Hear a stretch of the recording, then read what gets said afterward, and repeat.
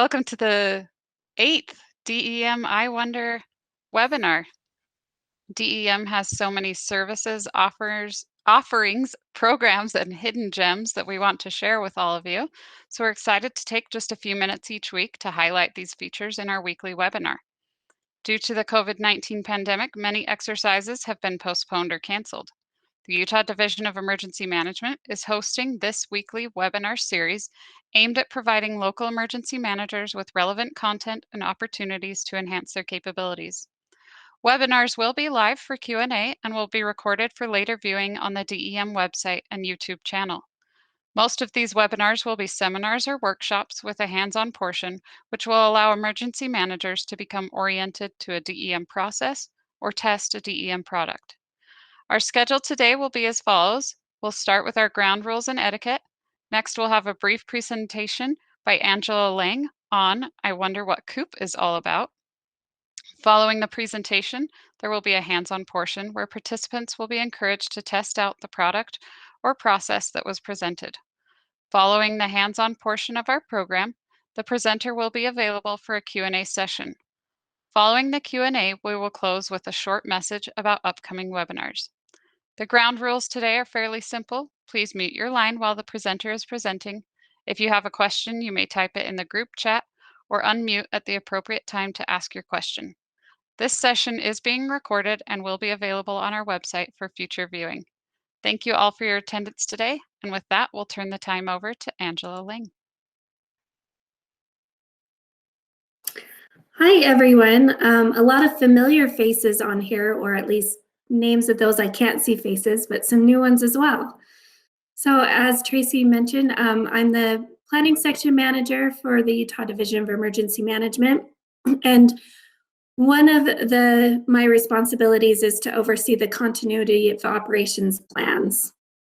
So I thought today we could talk about a brief overview, kind of the down and dirty of the ins and outs of continuities of operations planning. For my source today, my primary source is the Continuity Guidance Circular that is put out by FEMA. But I love FEMA dearly, but sometimes FEMA speak gets a little convoluted. So I hope that this I Wonder will break it down in a more digestible format for all of you. So today's objectives, we're going to discuss what Coop is and why it's important. We're going to describe the 4 phases of continuity operations and identify the foundation to continuity program management, and then define the continuity planning process. So Tracy, could you go to slide 3, please? Thank you. So what is continuity of operations planning? This is the effort within organizations to ensure the performance of essential functions during a wide range of emergencies and events. Some examples of emergencies could be a localized act of nature, accidents, technical or attack-related emergencies. So just like other things that you see with emergency planning, how it's very scalable, the same concept applies with continuity of operations. You could be planning for emergencies that would be as small as a pipeline break in your office, or as large as like the earthquake scenario. It's a very broad scale. Next slide. So what does a Coop do? It has basically 4 key elements that it does. It documents what will occur in a continuity situation, how and how quickly continuity actions must occur, and where continuity of operations will occur, as well as who will participate in continuity of operations.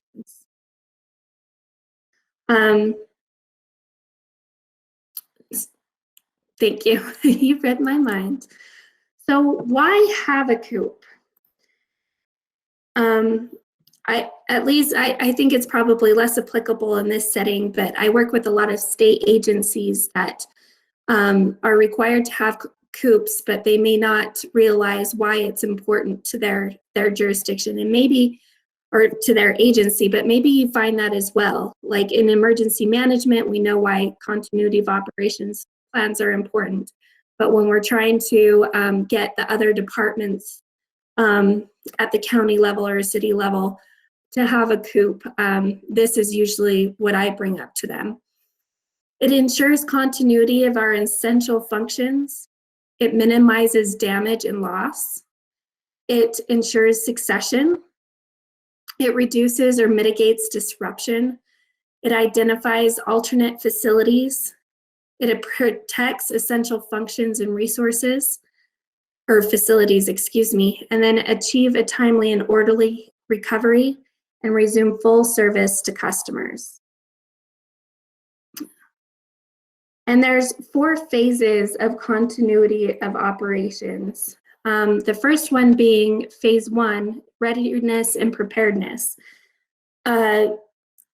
Basically in phase 1, you're going to be identifying what your essential functions are. So what are those functions that you absolutely have to perform in order to keep the wheels spinning? You know, maybe you don't have everything going at once, but there are those core functions that you absolutely need in order to keep going. So you're going to identify those, and that's really the heart of your Coop. And then you develop your Coop, and then you identify the resource requirements that you need in order to implement it. You conduct tests and training and exercises, all in phase 1. So phase 2 comes after something happens, after something that would be a triggering event to activate your Coop. So phase 2 is the actual activation of your Coop and possible relocation. This usually occurs within, you know, kind of immediately up to 12 hours of the incident. And then for phase 3, that details the activities of the continuity at the facility. So if you have a continuity event or something that triggers the activation of your Coop that also causes you to move to an alternate location to continue your essential functions, this would be how all of those details. So what are the resource requirements that you have at that alternate facility? Who are the people that you need to have there? How do you get everybody there? How do you get your stuff there? How do you get up and running if you have IT available? And how do you get them over there to make sure that you have everything you need technology-wise? And then phase 4 is how an agency attempts to restore operations to its primary facility. So this is your reconstitution of getting back to your new normal, whatever that may look like. Sometimes it's going to be the exact same location as you started in, or sometimes it may be a completely different one. Maybe there's an opportunity to rebuild and have a different function or a different facility that works better for all of you. One example of that is, I'm just going to look at COVID. So right now we're in this, most of us are in this telework environment. So what does that do to change? This is our alternate work location, the triggering event being COVID-19. And what does this do to our new work environment? Are agencies now going to drift to more teleworking in the future, or are we going to reconstitute and get back to our primary work facility that was identified before that triggering event? Next slide. So the foundation to continuity program management is leadership, staff, facility, and communication systems. Here you can see that these are the pillars that hold up the performance of our essential functions. So one thing to point out is that leadership is crucial to provide support for continuity planning and ensuring the continuity of essential functions. And staff must be sufficiently trained and cross-trained to perform their duties in a continuity environment, because your environment completely shifts is all of the staff prepared for that? Facilities must be adequate and separate locations to ensure execution of essential functions. Communication systems and technology must be interoperable, I can never say that word, robust and reliable. So those are going to be what holds up everything. Leadership support is crucial. And it can also be difficult to obtain. I'm not sure in anybody else's emergency planning experiences how that has gone with your leadership, but it can be a challenge sometimes. Continuity can be seen as more or less an insurance policy, and funding personnel and support is diverted to needs perceived as more urgent. So they're not really, senior leadership often just puts this off to the back burner because there's so many other immediate things to deal with. And it just seems like one of those hypothetical things that you may need in the future. One of my major hopes of COVID-19 is that that will change the perception of many senior officials at all levels of government to see the importance of continuity of operations planning and other plans as well. So to get their support, some suggestions that FEMA has is to identify preparedness or emergency management forums or working groups, conduct tests, training, and exercise events, relate continuity to your organization's missions and priorities, and then include continuity as a critical element of leaders' evaluations and performance plans. This one I always chuckle, and I never see anybody else chuckling at this, but I just think about, like, at the state level, let me go to the governor and make sure this is part of his performance plan, pass or fail as to whether or not you're involved in continuity of operations. And then find a continuity champion. This might be less applicable for emergency managers, but in other areas where they don't have a lot of emergency management experience or even interest, you can usually find that one person who is kind of a preparedness hobbyist and use them as your champion to spread the word of how continuity of operations can help you. And Chris, it looks like you have a comment in the chat that COVID has been difficult for all of us. When we have to interface with the public, continuity is not easily solved with an alternate location. It has required so many changes, but the underlying requirement is to have interface with the public. I don't think we could have planned for all of the challenges that COVID has given us, but we have so much to learn from it to contribute to our continuity plan. Absolutely, you nailed it right on the head. That's very well put. Thank you, Chris. Lisa also said, we continue to use our department continuity plans as different department members go on quarantine or isolation. They have to be able to continue their functions. We finished doing ours fall of 2019, and we were really glad we had them in place as it made our process so much easier. Adjustments had to be made, but so far we have done very well. We have many departments at the college, and all of them have to have a continuity of operations plan. That's excellent. What fortuitous timing for that update of your plan. I'm sure everybody was thankful for that. Thank you guys for sharing. So, continuity planning process. The first step would be that you initiate the planning process. So just get some pen to paper, and then you just determine those essential functions. As I mentioned earlier, that's kind of the core or the heart of your Coop. And then conduct a risk analysis, design and build a plan, and then just like all of our other plans, you test, you train, and you exercise.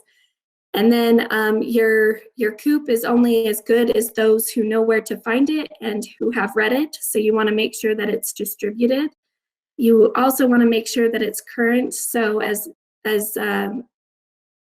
and Chris was saying that there's a lot to learn from COVID-19. probably, if not all of us, most of us have a lot to update our plans with. And then you just start all over again. So in the continuity guidance circular, they suggest for initiating the planning process to become knowledgeable with your current program, and then establish a continuity planning team to assist with planning. These are listed suggestions of who you might want there. One of the ones that I hadn't considered when I first started doing continuity of operations was facilities management. They are really important, especially when you're trying to locate an alternate facility. They're very helpful in that area. But the other ones I think were pretty standard. Sometimes we do forget about human resources, and I'm not sure how you all are set up, but for us that would help, especially if you're looking at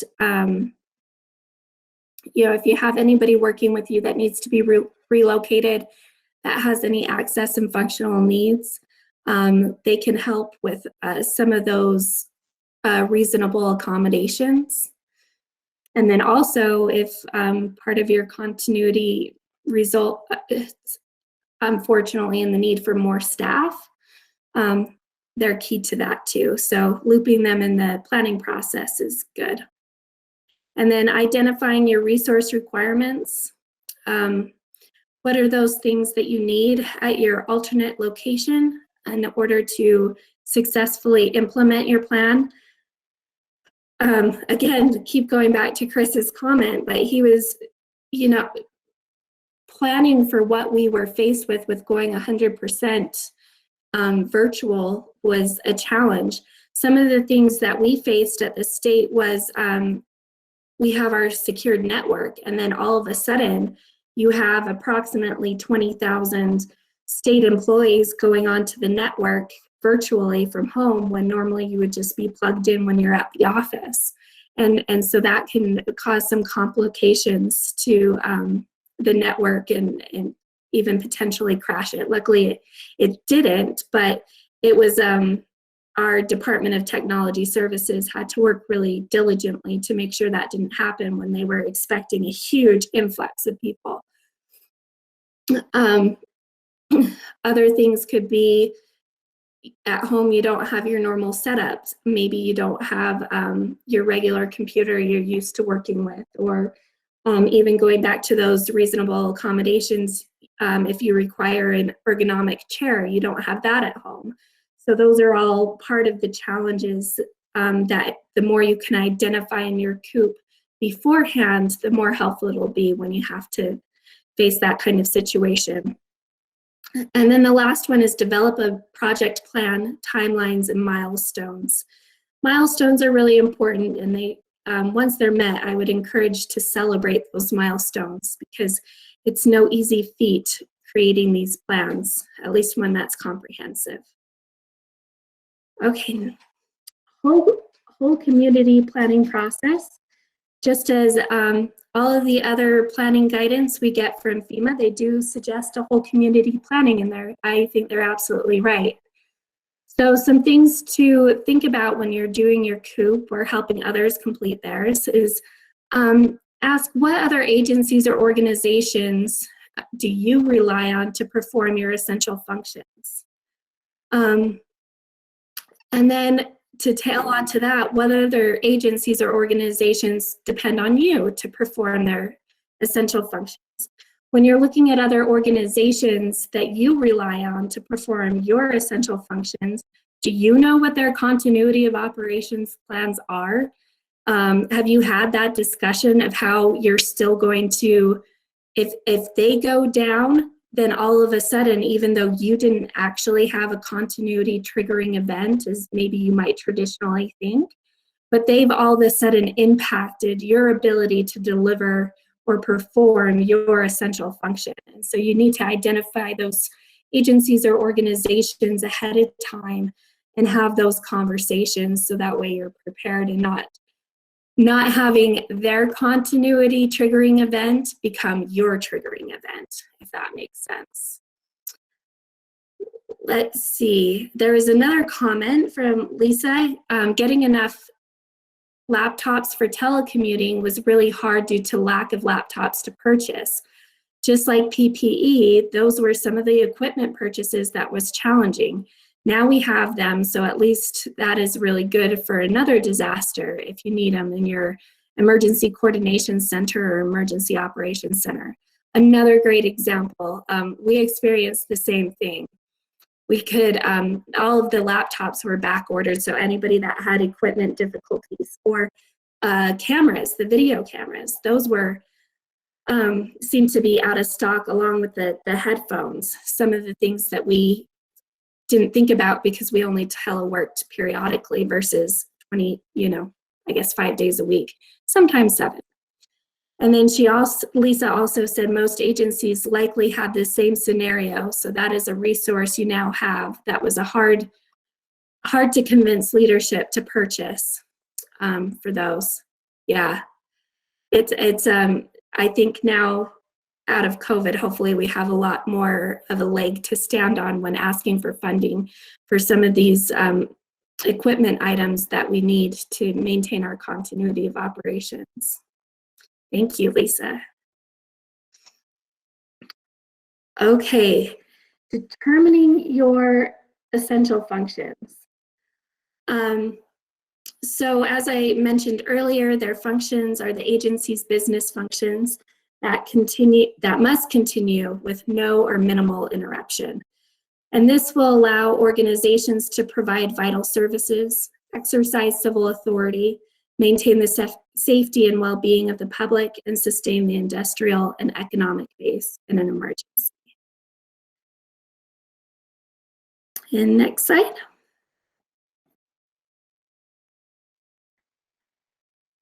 So one of the other parts of the process is conducting a risk analysis. So the risk analysis helps to determine an organization's vulnerability to hazards that could potentially pose a threat to the primary work facility or personnel. In your plans, you can refer to, my apologies, it's actually the 2019, it's been updated, State Hazard Mitigation Plan. But that plan is designed to evaluate the risks that currently pose the greatest threats to Utah and includes an assessment of natural hazards, such as earthquakes, wildfires, floods, naturally occurring phenomena such as radon gas and problem soils, and man-made threats including hazardous materials, spills, and possible terrorist activity. So if you don't have one at your jurisdiction, you can refer to the State Hazard Mitigation Plan. And then building the plan. These are the 10 elements of a good Coop. So essential functions, your orders of succession, which most of you, excuse me, sorry.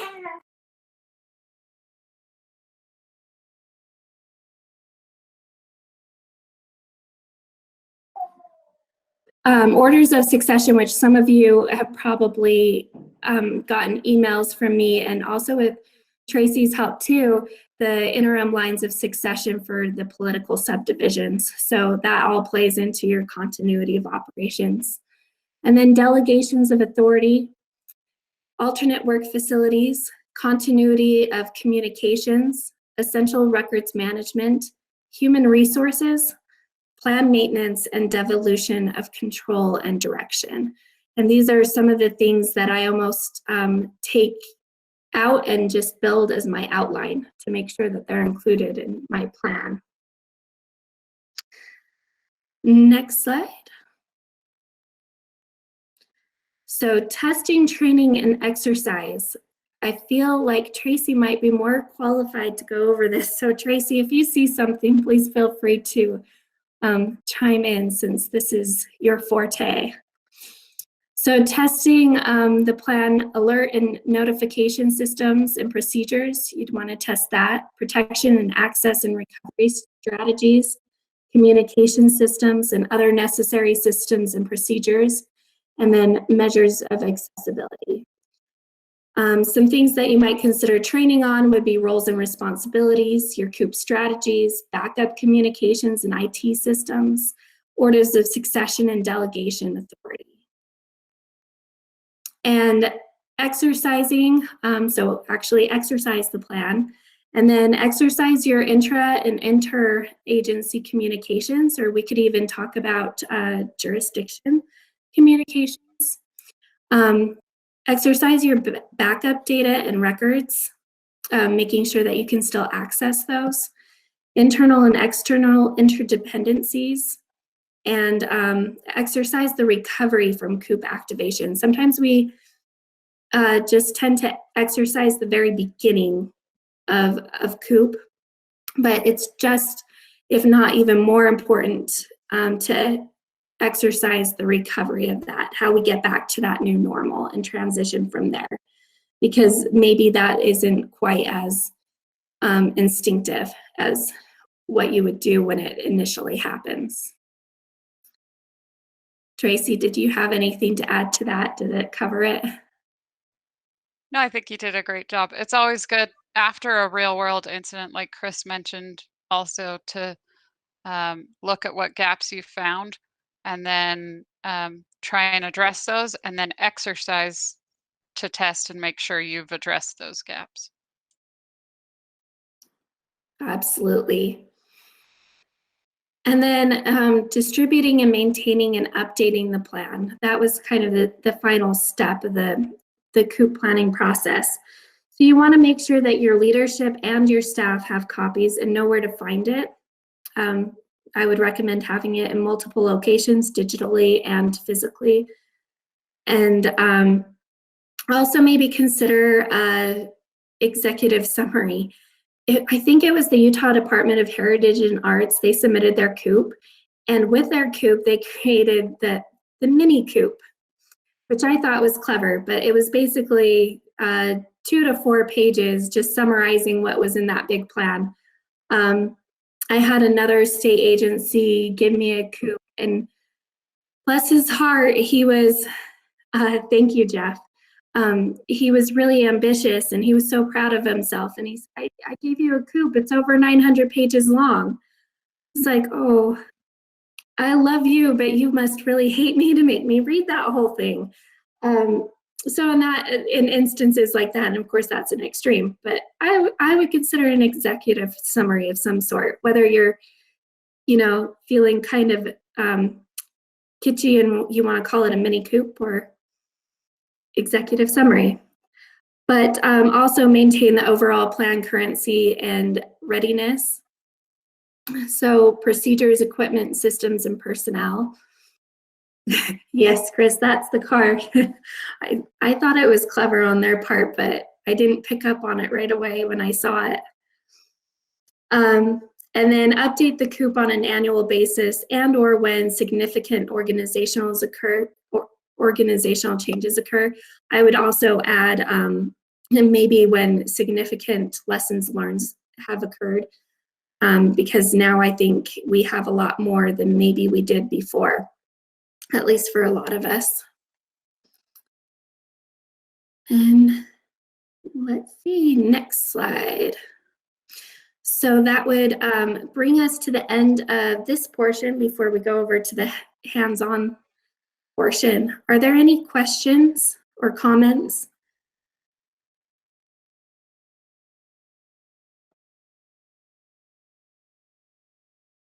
No? Well, thank you, Lisa. All right, I have to read this one. So Chris said, do you know what a chicken coop only has 2 doors? Or it's because if it had 4, it would be a chicken sedan. I like that. Thank you. That made my day. So I guess I would like to maybe pose a few questions to all of you. And I don't know the best way. We could either drop it in chat or you could even virtually raise your hand by the raise hand feature on the bottom bar of your screen, or even physically raise your hand. But how many of you already have a Coop?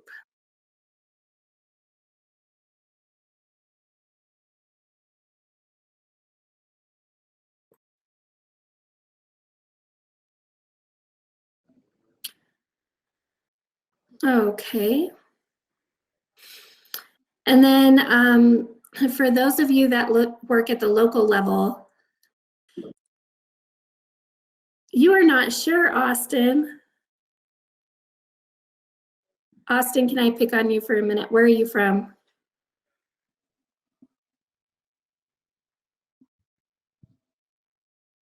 Morgan, okay. Okay, so you're pretty new.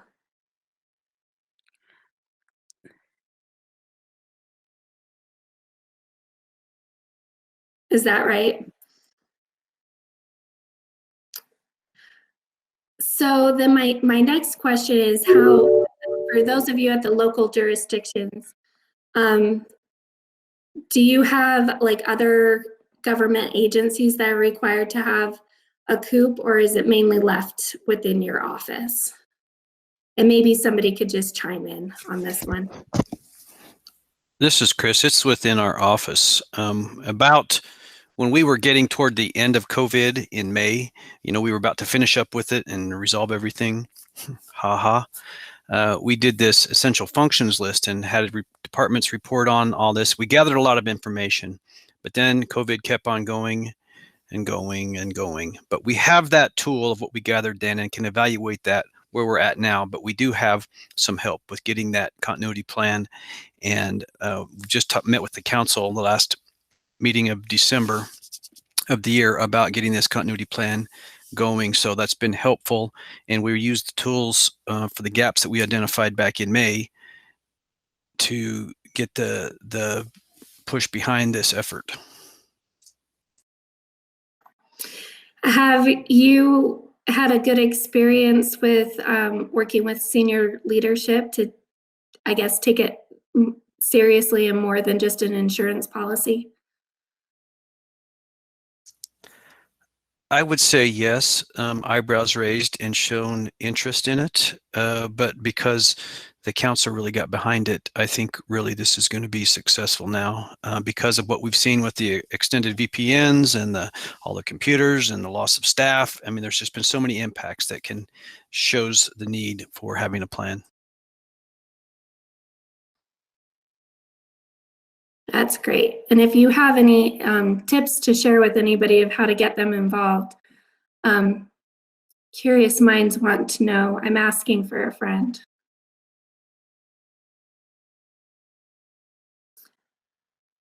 How about anybody else? Anybody else have at your local level where other government agencies need to have a Coop, or do they have a Coop?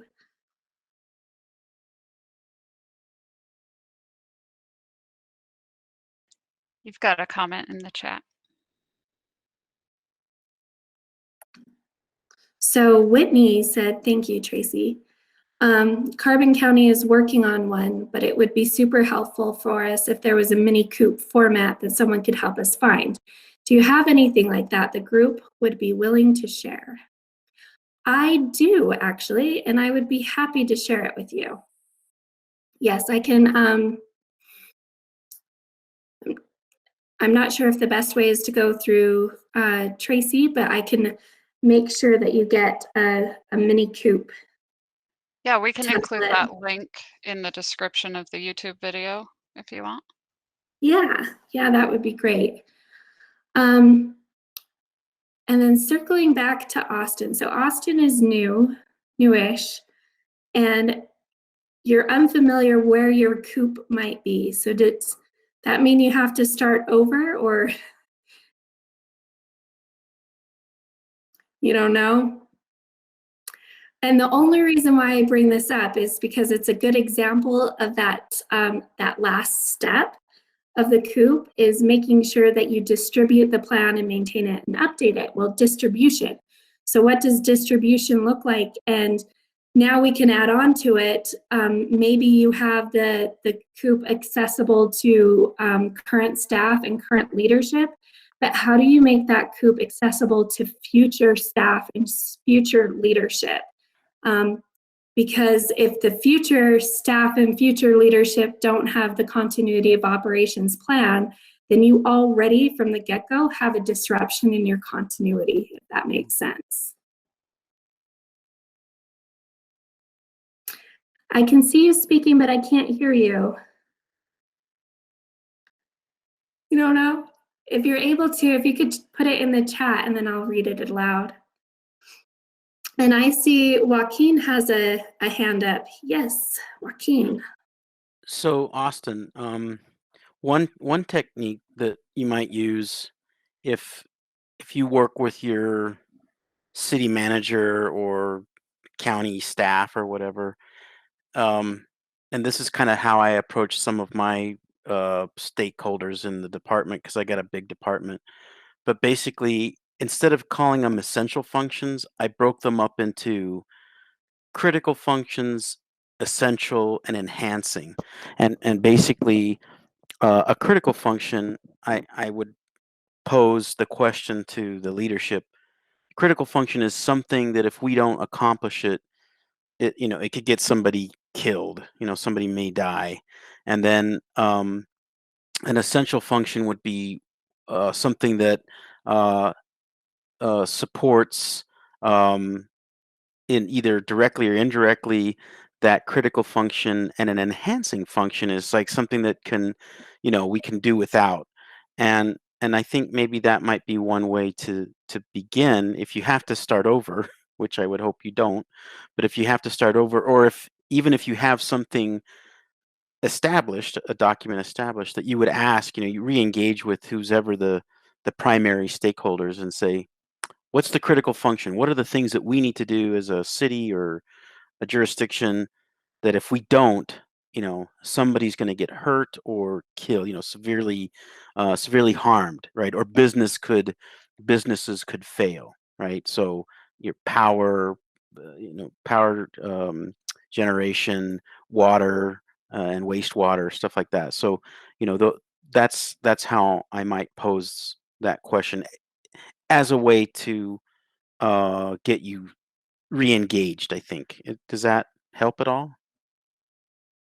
I'm not saying I'm any kind of a paradigm of knowledge or anything, but when you ask those questions, I think that those things can change, right? They can change from time to time. So it's good to review those periodically. So every time, uh, the governor wants us as a state agencies, executive branches or departments, to reevaluate or submit our coops. It's just to go back and check. Like I just got a new director in my area, and I'll ask her, here's what the last person said. What do you think about these critical tasks? And for the traffic operations center, um, you know, cameras and fiber optics isn't so much a critical function, but for us, if we don't have that, that could affect some other things down the line. Anyway, so I'm a little bit preachy and a little bit rambling, but and Angela, if you want to share my coop with him, you're welcome to show that. Mine was an adaptation of the Sunto stuff, and I chopped it up with a machete and used it had some good bones, but like the tabs and things like that didn't make any sense. So I kind of reworked them a little bit, and I think I got a pretty decent document now. Yes, Joaquin is actually a veteran at this because he's from the Utah Department of Transportation. So he's one of the plans that I collect. And he always turns in a really good coop. So I would definitely take his advice and his, he's a wealth of knowledge. So thank you for sharing that. And it's a different perspective as well. And thank you for letting me share your plan too. That'll be very useful. Let's see, I thought I saw, oh, so Austin, you have another great question, which is, I wonder how to get the new commission on board with this. So I think now is probably the best time that I've ever seen to try and get leadership such as a new commission on board, because we have COVID to fall back on. It's at least from our level at the state, in previous years, we haven't had any kind of incident that was noteworthy enough to make anybody really passionate about a continuity of operations plan. But I think that now that we have COVID, you can start having the conversations about, well, what happens if you have COVID and you're out for 2 weeks, then who's in charge? How do we go about that? And then if your successor, because you two were in a meeting the day before, now your first line for succession has COVID. So who comes next? So that would be a really relatable and pertinent example. And it also doesn't have to apply for something, as terrible as that. You can also look at other daily opportunities and gently remind them of how this is a continuity of operations event. For example, somebody going on vacation and their flight is delayed, so they're unable to come back at the time that they thought. You think that that's pretty simple, but if you're like really looking at it, that could be a continuity of operations event, because somebody has to fill in for you while you're away. So that might be another approach that you could take. And that's just talking mainly about your lines of succession. But another one that I've done with state agencies, I believe Tracy or and possibly somebody else from our training and exercise section has helped come up with a simple tabletop exercise that you could do. And if you're able to pin them down for about an hour of their time, work through a scenario where there's an office fire and what comes next. And it's just basically a series of questions. And that can give you a lot of the answers, just that will come pretty organically by defining their essential functions, because they realized that, well, yeah, if the office goes down in flames, here's what we absolutely have to accomplish in order to provide the customer service or whatever it is that your essential functions are. So I can share that with you as well. I'll include that with the mini Coop. And then Tracy has a comment. I always use the example of, what if you're in Hawaii when something happens here? We'd love to support you for your Coop and exercise needs. Yeah, that's a great starting question too. And Chris Rep, you have your hand up. Sorry, I didn't see you. That's okay. It was just a comment to Austin. We also offer, and it's kind of outside of Coop, but it can be pertinent to Coop. We offer, Alden Orm can come up and do an ICS 402, which is for elected and appointed officials. And since he's been a sheriff, so he was an elected official, he has a great perspective on like what their responsibilities are. We could totally add Coop into that, so they understand, like, what if they are out of the state or out of the country when something happens? What are the delegations of authority? Who has, the authority to speak for the elected official that's not there? Things like that. And also, we did an exercise for the Labor Commission, which is a state agency, several years ago, and they had a couple of interesting things that happened. It speaks a little bit to what Lisa said.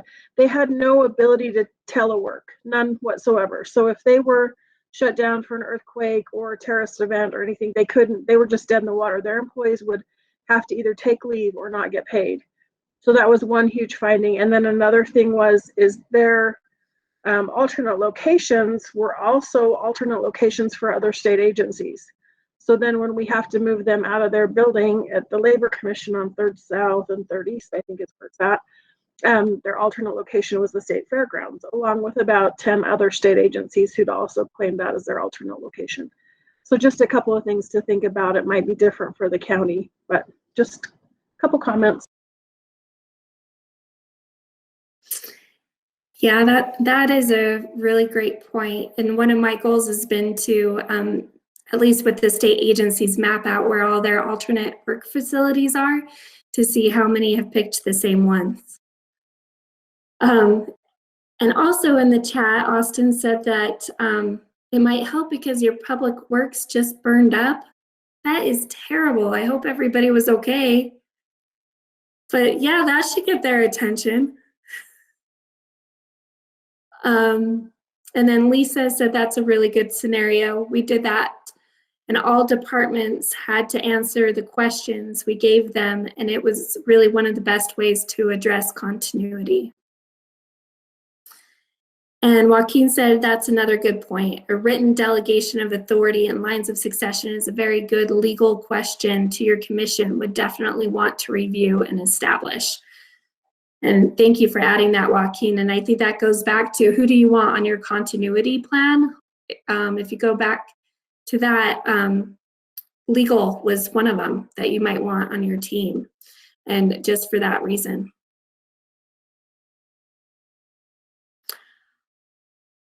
Well, this has been a great discussion. Are there any other questions or comments or struggles or things that we can commiserate on or maybe share successes on?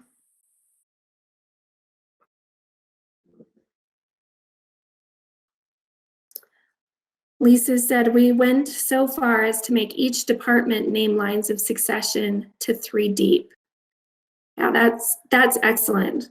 And that plays into, so you have if you have each of your departments have a continuity of operations plan, then that would fall into, if you're working for a government level, that would be a continuity of government, falls into that, or feeds, not falls into, but it feeds into that. So that's great. Anyone else? Angela, this is Doug Ben, Layton City Emergency Manager. Can you hear me? Yeah, thank you. Hey, just reviewing just portions of our overarching plan for all departments here. I found it interesting that our pandemic plan in the Coop was sustainable for 18 months at 30% staffing levels. So luckily, we never got to that 30%, but it looks like we're reaching definitely the 18-month mark. So I thought it was pretty interesting how it's paralleled now, but great presentation. I got to hop off to another meeting. I really enjoy this, and I'm going to YouTube this out to different departments as we revisit the Coop plans. Thank you very much. Thank you. Thanks for hopping on, and great example. That's an awesome success story. Thank you.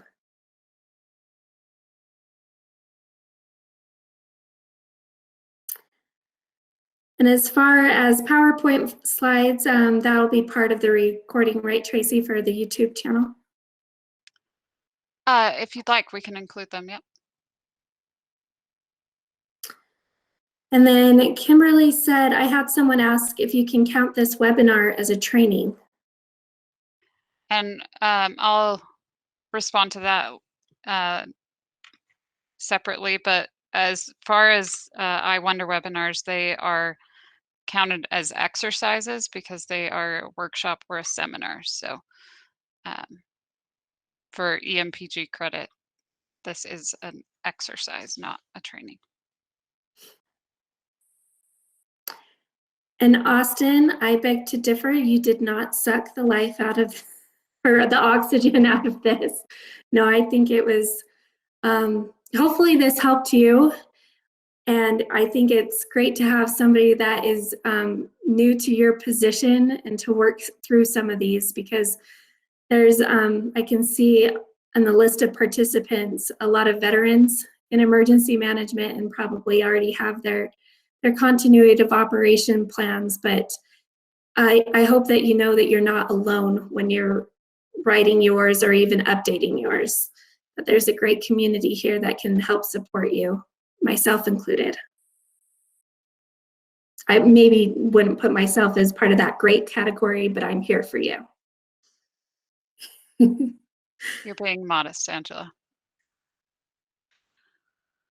All right. Well, we want to thank you, Angela, for your presentation today. As a reminder, this webinar and all other webinars in this series will be available on the DEM website at dem.utah.gov/exercises, or now at their own link, dem.utah.gov/I Wonder. Our webinar next week will be a surprise I Wonder webinar presentation. If you have any I Wonder topic suggestions, please reach out to tbodley at utah.gov to have your topic added to our calendar.